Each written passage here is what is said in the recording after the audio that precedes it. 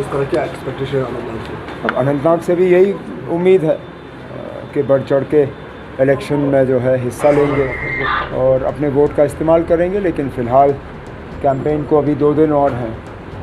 24 को वहाँ ख़त्म होगा, 25 को वोट पड़ेंगे और देखते हैं क्या रहता है। महबूबा मुफ्ती का बयान सामने आया है जिसमें उन्होंने कहा है कि कुछ सियासी पार्टियाँ मजहबी जो है खतरे जारी कर रहे हैं कि अगर आप इस पार्टी को वोट दोगे आप ठीक रहोगे, इसको दोगे आप बीमार हो जाओगे। किस तरह? मुझे कुछ नहीं कहना उनके बारे में, उनकी अपनी राय है, उनकी अपनी जगह। उमर साहब पीएम मोदी ने भी बोला कि काफ़ी टर्न आउट हुआ है, उसको आप कैसे कह रहे हैं कि सिचुएशन ठीक है इसलिए सब कुछ टर्न आउट हुआ है? हाँ, तो कितना ठीक है हमें पता है। शुपियाँ और पहलगाम में जो 2 दिन पहले हुआ उससे हमें पता है ना कितना ठीक है। ये लोगों ने हिम्मत की ना, अपना वोट का हक़ इस्तेमाल किया।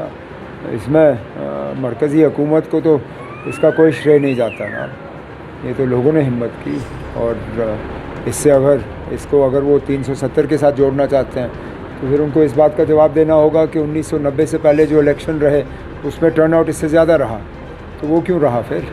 क्या आपको लगता है कि लोगों के अंदर ये गुस्सा है इसीलिए इतना वोटर टर्नआउट आ रहा है? क्योंकि जो 5 अगस्त 2019 को फैसला हुआ है तो शायद उसका गुस्सा है इसलिए ऐसा टर्नआउट। वो भी एक वजह है।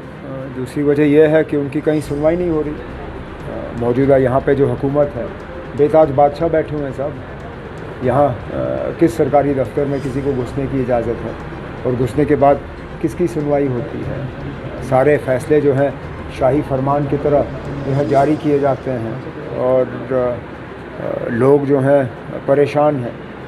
तो मुख्तलिफ़ वजूहात हैं, लेकिन अच्छी बात यह है कि जमहूरियत में एक ही तरीका है अपनी आवाज़ बुलंद करने का, और वो है वोट। और लोगों ने अपना वोट इस्तेमाल किया। उमर साहब, कल एक पॉलिटिकल पार्टी के लीडर ने एसएचओ को थप्पड़ मारा, उसमें एफआईआर भी हो गई। आप उसका नाम लेने से क्यों डरते हो ना? पीपल्स कॉन्फ्रेंस का लीडर था इमरान अंसारी, उसका नाम है। थप्पड़ मारा एसएचओ को, अब उसके खिलाफ पर्चा जो है वो दाखिल हुआ है। अब इलेक्शन कमीशन को जो इसमें कार्रवाई करनी होगी करनी चाहिए। इसमें कोई बड़ा कोई छोटा नहीं। अगर किसी सरकारी मुलाजिम पे जो है हाथ उठाया गया और वो भी जब अपने काम को अंजाम दे रहा था, तो इसमें जो भी कानून की कार्रवाई है होनी चाहिए। लेकिन वो फ्रस्ट्रेशन में था ना, मैं अब उनके लिए क्या जवाब दे सकता हूँ? ये तो जवाब सिर्फ अंसारी साहब दे सकते हैं। उनका मूड ठीक था, ख़राब था, किस तरह का मूड था, वो मैं क्या कह सकता हूँ। मतलब देश के गृह मंत्री ने कहा कि जो टर्नआउट हुआ है उसको देखकर अब वो आगे विधानसभा चुनाव में अपने उम्मीदवार उतारेंगे। तो अभी तक उनको क्या उम्मीद थी कि लोग बाहर आके वोट नहीं डालेंगे? और चलिए, अच्छा, वो हम तो कह रहे थे कि इस इलेक्शन में उनके उम्मीदवार होने चाहिए थे। अब चले, कोई नहीं, देर आए दुरुस्त आए अगले इलेक्शन में। लेकिन इस इलेक्शन में उम्मीदवार ना उतारने की वजह ये थी कि कहा कि अभी हमने अभी तक लोगों के दिल नहीं जीते, दिल जीतेंगे फिर उम्मीदवार उतारेंगे। तो क्या महीने में ही दिल जीत गए? और अगर दिल जीत गए तो चलिए, अच्छा।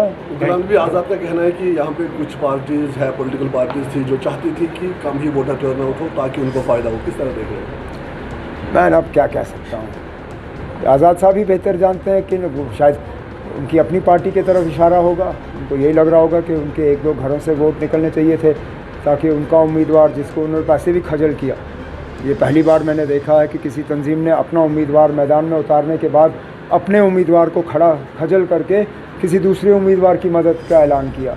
यही किया आज़ाद साहब ने। पहले अपनी बाल्टी लेके किसी को वहाँ मैदान में उतारा, फिर बाल्टी वाले को छोड़ के कहा कि नहीं, अब हम इंजीनियर रशीद की मदद करेंगे।